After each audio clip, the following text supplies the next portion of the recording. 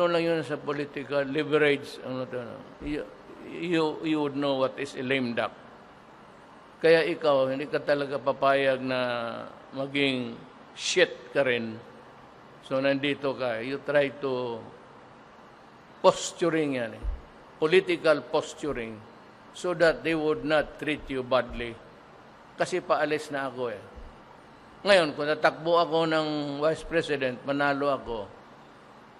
Kung hindi ko ka-aliado yung Presidente, all I have to do is to join the military and the police in the fight against crime, drugs, especially criminality, and all.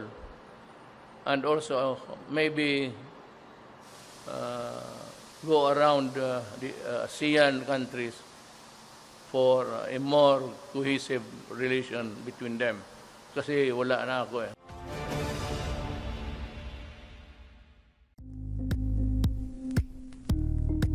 Thank you for watching Politico TV. Please like and subscribe to our channel for more videos.